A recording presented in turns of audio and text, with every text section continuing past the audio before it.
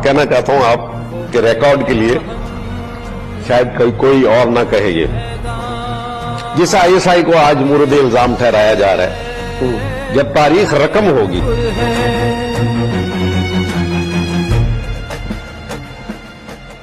तो कहेंगे कि आईएसआई ने अमेरिका की मदद से सोवियत यूनियन को अफगानिस्तान में शिकस्त दे दी। फिर एक और जुमला होगा, आईएसआई ने अमेरिका की मदद से अमेरिका को शिकस्त दे दी। जनरल हमीद गुल के जुमला था कि पाकिस्तान अमेरिका की मदद से अमेरिका को शिकस्त देगा। आज वो दुरुस्त साबित हुआ। सिर्फ एक दरवेश का जुमला नहीं था, एक जर्नैल का जुमला भी था, या आईएसआई का जुमला था। और आईएसआई आज जो इंडिया हमें कहता है ना कि जी ये मुंबई अटैक तो आपने वो कश्मीर में ये कर दिया, वो भाई नहीं, हम कीड़े मकोड़े नहीं मारते। हम जब ऑपरेशन करते हैं हमारे मुल्क के आईएसआई के जवान, तो वो बड़ी बड़ी सुपर पावर्स को रोंद के चले जाते हैं और उन्हें समझ नहीं आती कि यार हमारे साथ हो क्या गया है। और कल 15 अगस्त को जनरल हमीद गुल की बरसी थी, 15 अगस्त को हिंदुस्तान का यौम आज़ादी था, और 15 अगस्त को हिंदुस्तान के यौम आज़ादी के मौके पर हिंदुस्तान ने अपना जश्न आज़ादी नहीं मनाया, बल्कि सफ़े मातम बिछी हुई थी वहाँ पर कि जनाब ये बात तो कहीं सच होने लग गई है कि निकल के सहरा से जिसने रोमा की सल्तनत को उलट दिया था, सुना है ये कुत्सियों से मैंने वो शेर फिर होशियार होगा। ये शेर कहीं होशियार तो नहीं हो गया। आज गौरव आर्या की माँ मर गई होगी, आज मोदी जी दोबारा साड़ियाँ लेने वालों को तलाश कर रहा होगा, आज फिर पूछा जा रहा होगा कि जनाब पश्तो में मुझे क्यों निकाला को क्या कहते हैं। आई स्टिल रिमेंबर, मैं जनरल साहब के जनाजे में जब था तो मैंने उनके बच्चों को रोते हुए तो देखा था, लेकिन उससे ज़्यादा मैंने वो लंबी लंबी दाढ़ी वालों को रोते हुए देखा था कि आज हम भी यतीम हो गए हैं। अल्लाह को पामर दिए, मोमिन पे भरोसा, इब्लीस को यूरोप की मशीनों का सहारा। काफिर है तो शमशीर पे करता है भरोसा, मोमिन है तो बेतेग भी लड़ता है सिपाही। वो तो खुश होते हैं कि तुम्हारा कोई हौली हेलीकॉप्टर आए, हम लोगों से कोई बेच छेच के कोई सामान खरीदना शुरू करें। जी अस्सलाम वालेकुम। इस वक्त हम मौजूद हैं मुजाहिद इस्लाम ex DG ISI general Hamid Gul की कब्र पे, जिनकी कही हुई बात आज सच साबित हुई। इसके बारे में मैं शहीर से बात करता हूँ। शहीर भाई क्या कहते हैं? फटे हुए कपड़े, पेबंद लगे हुए और चपलियाँ घिसी हुई, और तरबूजे खा रहे हैं अमेरिकन जो हेलीकॉप्टर्स हैं उनके बाहर बैठ के। और जब हैरत होती है ये सारा मंजर देख के कि अल्लाह जब काम लेने पे आता है तो बड़ी से बड़ी सुपर पावर को रोंद के चला जाता है। और फिर आप ये देखें कि रूस की फ़ौज और अमेरिकी फ़ौज जब अफगानिस्तान छोड़ रही थी तो वो कह रहे थे यार तुम्हारे कौन से ऐसे हथियार का नाम है अल्लाह अकबर जो तुम बार बार बोलते हो और हमारे फ़ौजी मरना शुरू हो जाते हैं।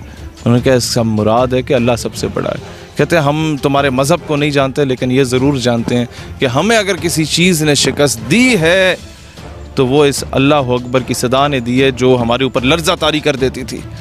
तो आज ये साबित होगा कि कल भी अल्लाह अकबर था, आज भी अल्लाह अकबर है और आइंदा भी अल्लाह अकबर रहेगा। मैं ये कहना चाहूँगा कि कोई भी मर्दे हुर मर्दे दरवेश कोई जुमला वैसे नहीं बोला करता। जनरल हमीद गुल के जुमला था कि पाकिस्तान अमेरिका की मदद से अमेरिका को शिकस्त देगा। आज वो दुरुस्त साबित हुआ। सिर्फ एक दरवेश का जुमला नहीं था, एक जर्नैल का जुमला भी था, या आईएसआई का जुमला था। और आईएसआई आज जो इंडिया हमें कहता है ना कि जी ये मुंबई अटैक तो आपने वो कश्मीर में ये कर दिया, वो भाई नहीं, हम कीड़े मकोड़े नहीं मारते। हम जब ऑपरेशन करते हैं हमारे मुल्क के आईएसआई के जवान, तो वो बड़ी बड़ी सुपर पावर्स को रोंद के चले जाते हैं और उन्हें समझ नहीं आती कि यार हमारे साथ हो क्या गया है। ये तो हमें कहते थे हम तुम्हारे साथ बैठे हुए हैं, खाना हमारे साथ खाते थे, उठते हमारे साथ थे, बैठते हमारे साथ थे, हमारे साथ हो क्या गया। हम इन्हें बेवकूफ़ बनाना चाहते थे तो हम बेवकूफ़ बनाए। अल्लाह ताला सलामत रखे, अल्लाह ताला इन मुजाहिदों को आबाद रखे। हम हमेशा से पाकिस्तानी कौम कहती है इनके साथ खड़े रहेंगे। और सलाम पेश करते हैं जनरल हमीद गुल रहमतुल्लाह अलैह को, और आविश कि मैं वर्दी में होता तो इनको मैं सलूट भी पेश करता है। जनरल हमीद गुल रहमतुल्लाह अलैह फरमाया करते थे कि मौरिख लिखता है पाकिस्तान ने अमेरिका की मदद से रूस को शिकस्त दी, लेकिन मैं शायद ज़िंदा रहूं या ना रहूं, लेकिन तुम लोग गवाह रहना कि मौरिख ये लिखने पे मजबूर हो जाएगा कि पाकिस्तान ने अमेरिका की मदद से अमेरिका को शिकस्त दी। कंधार के नामालूम कब्रिस्तान के किसी गुमनाम कब्र पे जाके बताओ मुल्ला उमर को कि अमीरुल मोमिनीन तुम्हारे सिपाही जीत गए। मुल्ला अब्दुल गनी ब्रदर, मैं जब कराची में था ना, 14 अगस्त पिछले साल मैंने उधर मनाई, तो मुल्ला अब्दुल गनी ब्रदर के बारे में मुझे बताया गया कि यार ये वो सड़क है जहाँ उसे दाढ़ी से नोच के घसीट के अमेरिका के हवाले किया गया था। मैंने कहा मुझे ना बताओ यार, मुझे बताओ आप क्या है। कहते हैं अब तो अमेरिका और उसके गिटों में बैठा हुआ है कि मुल्ला साहब खुदा का वास्ते मुज़ाकरात कर लो। मैंने कहा अब समझ आई, अल्लाह को पामर दिए, मोमिन पे भरोसा, इब्लीस को यूरोप की मशीनों का सहारा। काफिर है तो शमशीर पे करता है भरोसा, मोमिन है तो बेतेग भी लड़ता है सिपाही। वो तो खुश होते हैं कि तुम्हारा कोई हेलीकॉप्टर आए, हम लोग उसे कोई बेच छेच के कोई सामान खरीदना शुरू करें। आज मेरी आंखों में नम हो चुकी थी जब मैं देख रहा था कि वो फतह की आयात सुना रहे थे वहाँ बैठ के अपने दफातर में। बड़े बड़े गवर्नर्स के ऑफिस, बड़े बड़े सदर मुमलिकत के दफातर, उनके आर्मी चीफ के सब दफातर फतह कर लिए गए थे। और मुझे याद आया आज से 4 साल पहले मैंने तमाम गवर्नमेंट के नुमाइंदों के सामने एक बात पहुँचाई थी KPK से कि अशरफ गनी साहब, मैं कहता हूँ कि अफ़गानी हमारे भाई हैं और मैं लरो बर युवा अफ़गान पे नहीं, लरो बर पे ज़रूर बिलीव करता हूँ, लेकिन लरो बर युवा मुसलमान, कि उधर भी मुसलमान है और यहाँ भी मुसलमान है और हम भाई हैं। लेकिन जो आप हर दूसरे दिन इधर आके टांग अड़ाने की कोशिश कर रहे हैं, डरे उस दिन से जिस दिन हमने अफ़गान मुजाहिदीन की हिमायत का ऐलान कर दिया। फिर ना आपने रहना है, ना आपकी हुकूमत ने रहना है, ना आपको पालने वाले अमेरिका ने रहना है। और यही हुआ कि अमेरिका जब उस बेस को छोड़ के अफ़गानिस्तान से फ़रार हो रहा था तो वो भारत नामी एक बेवा को भी वहाँ पर छोड़ के जा गया था। और कल 15 अगस्त को जनरल हमीद गुल की बरसी थी। 15 अगस्त को हिंदुस्तान का यौम आज़ादी था और 15 अगस्त को हिंदुस्तान के यौम आज़ादी के मौके पर हिंदुस्तान ने अपना जश्न आज़ादी नहीं मनाया बल्कि सफ़े मातम बिछी हुई थी वहाँ पर कि जनाब ये बात तो कहीं सच होने लग गई है कि निकल के सहरा से जिसने रोमा की सल्तनत को उलट दिया था, सुना है ये कुत्सियों से मैंने वो शेर फिर होशियार होगा। ये शेर कहीं होशियार तो नहीं हो गया। आज गौरव आर्या की माँ मर गई होगी, आज मोदी जी दोबारा साड़ियाँ लेने वालों को तलाश कर रहा होगा, आज फिर पूछा जा रहा होगा कि जनाब पश्तों में मुझे क्यों निकाला को क्या कहते हैं। तो अशरफ गनी साहब, आपकी इस तरह की हरकतें, आप ये याद रखें कि ये कुदरत का कानून है कि गैरों के अगियार के टाउट, अंग्रेज़ों के कुत्ते नहलाने वाले, उनके बूट पॉलिश करने वाले ज़्यादा देर तक नहीं रहते। फतह अल्टीमेटली हक की होती है। आई स्टिल रिमेंबर, मैं जैन साहब के जनाजे में जब था तो मैंने उनके बच्चों को रोते हुए तो देखा था, लेकिन उससे ज़्यादा मैंने वो लंबी लंबी दाढ़ी वालों को रोते हुए देखा था कि आज हम भी यतीम हो गए हैं। तो ये लोग, ये नज़रियाती लोग, ये 1-2 शख्सियात के सिर्फ वालिद नहीं होते, ये पूरे नज़रियाती लोगों के रूहानी उस्ताद का दर्जा रखते हैं। यही वजह है जो हम लोग यहाँ पर आते हैं। यही वजह है कि जब हमारी दाढ़ी मूंछ भी नहीं आई थी, हम उस वक्त जैन साहब के पास जाया करते थे। और भी तो कई लोग थे, और भी तो people were at the helm of affairs, लेकिन इनके पास जाने की मुझे अभी भी याद है। अमेरिकन एम्बेसी की तरफ एक मार्च किया था हमने, फर्स्ट ईयर में मैं था, गुस्ताखाना खाकों के ख़िलाफ़। तो जो गाड़ी हमारे पास भेजी गई थी वो जनरल हमीद गुल ने भेजी थी और उस पर खड़े होकर हमने खिताब शिताब किया था। मतलब एक 16-17 साल के बच्चे को भी वो इनकरेज किया करते थे कि यार तुम्हें वो हुर्रियत पसंद होना चाहिए, तुम्हें वो दबंग आदमी होना चाहिए, तुम्हें वो दलेर होना चाहिए, तुम्हें बूट पॉलिशिया नहीं होना चाहिए अंग्रेज़ों का, तुम्हें ये देखना चाहिए कि यार मुझे आज देखें, कल परसों 10 मुहर्रम में वाक़िया करबला से लेकर आज तक मुझे अगर एक सबक मिला तो वो यही मिला कि वक्ती तौर पे बज़ाहिर फ़तह लोग किसी की भी करार दे दें, लेकिन मौर्रिख किसको तारीख़ की किताबों में ज़िंदा रखता है, दिस इज़ व्हाट मैटर्स।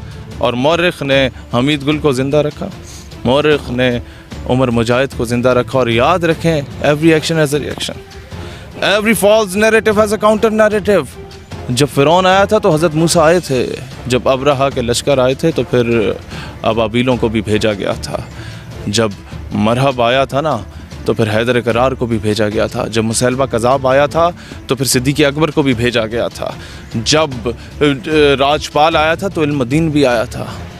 ये याद रखें, फिर जब अमेरिका आया था तो मुल्ला उमर भी आया था। Every false narrative has a counter narrative, every action has a reaction. और ये याद रखें, मैं अपने पाकिस्तानी कौम से भी कहता हूँ कि ऐसे लोगों को पहचानो कि अशरफ गनी भागा है अफ़गानिस्तान से, अमेरिका भागा है अफ़गानिस्तान से, यहाँ पर कुछ लंडे के लिबरल ऐसे मौजूद हैं जिनकी माँ मरी हुई है। इसकी वजह क्या है? उनके अकाउंट्स चेक करवाए जाएँ, क्या फ़ॉरेन फंडिंग तो नहीं हो रही? वो जो यहाँ नंगा नाच नचाना चाहते थे, जो पाकिस्तान को एक सेकुलर लिबरल स्टेट बनाना चाहते थे, उनको मौत क्यों पड़ी हुई है पड़ोसी मुल्क में? जब ये बताएं, इंडिया भी बहुत चीख रहा है इस पे, हाँ। इंडिया की चीखें निकल रही हैं, तो इस पे क्या कहना चाहेंगे? इंडिया की इन्वेस्टमेंट थी। इंडिया अफ़गानिस्तान की सरजमी को इस्तेमाल करके पाकिस्तान के ख़िलाफ़ साजिशें करता था। और फिर सिर्फ इंडिया नहीं, इज़राइल ने हतुल वसा कोशिश की इंडिया को सपोर्ट करने की। तमाम वेस्टर्नाइज कंट्रीज़ ने अपनी हतुल वसा कोशिश की, क्योंकि पाकिस्तान एक ऐसी जगह पर बना है। और फिर इसको आप ये देखें कि पाकिस्तान वाहिद रियासत है मुसलमानों की जो इस्लाम के नाम पे बनी, और फिर वाहिद रियासत है जो न्यूक्लियर पावर है। तो सब कभी यहाँ सुन्नी शिया फसाद डालने की कोशिश की गई इंडिया की जानिब से थ्रू अफ़गानिस्तान, कभी यहाँ पर वो पश्तून पंजाबी वाली वो फ़ज़ा कायम करने की कोशिश की गई। फिर आपको याद होगा 2002-2001 में मोबाइल इंट्रोड्यूस हुआ, तो सबसे ज़्यादा लतीफ़े जो फॉरवर्ड किए जाते थे वो पठानों पे बनाए जाते थे। क्यों बनाए जाते थे? आज तक किसी ने ये नहीं देखा। क्योंकि ये वही पठान है जिन लोगों ने 1948 में आपके क्या कहते हैं कश्मीर को फतह करके आपको दिया। ये वही पठान है जिन लोगों ने, जब रूस घुसा था अफ़गानिस्तान में, तो उसका वो उस वक्त ख़ुद को सुपर पावर कहता था, और उसके गरूर को खाक में मिला के उज़्बेकिस्तान, ताजिकिस्तान, किर्गिस्तान, कज़ाकिस्तान, इन सब का सत्यानाश करके इनको कई मुल्कों में तकसीम किया सुपर पावर को। और मैं 3 दिन पहले एक इंटरव्यू देख रहा था, इंडिया का चैनल है ANI, उसने अफ़गान तालिबान के एक नुमाइंदे को जो है वो किया, बुलाया और कहा कि जनाब हमें हमारी आवाम कह रही है कि आप अपनी एयरफोर्स भेजें अफ़गानिस्तान में अफ़गान तालिबान की हिमायत के लिए, तो हम क्या करें? उस तालिबान कमांडर ने बड़ा ज़बरदस्त जवाब दिया, अल्लाह का इस तरह है कि अमेरिका भी आई थी, इंडिया भी आई, वो रूस भी आई थी, तुम भी आ जाओ। तो इंडिया दोबारा चाय पीना चाहता है, और इस बार हम चाय नहीं पिलाएंगे, हम खाना खिलाएंगे इंशाल्लाह। आज जनरल साहब की कब्र को भी सुकून मिला होगा। 15 अगस्त जनरल साहब का यौम वफात, 15 अगस्त हिंदुस्तान का यौम आज़ादी, और 15 अगस्त हिंदुस्तान के यौम आज़ादी पे हिंदुस्तान जश्न आज़ादी नहीं मना रहा था, हिंदुस्तान पीट रहा था। सफ़े मातम बिछी हुई थी कि जनाब निकल के सहरा से जिसने रोमा की सल्तनत को उलट दिया था, सुना ही है कुत्सियों से मैंने वो शेर, फिर होशियार होगा। माँ मर गई थी गौरवारिया की, माँ मर गई थी मोदी की, और माँ मर गई थी उन तमाम सुर्खों की जो इधर बैठ के मेरा जिस्म मेरी मर्जी का नारा लगाते थे कि यार ये फिर ना शुरू हो जाए इधर।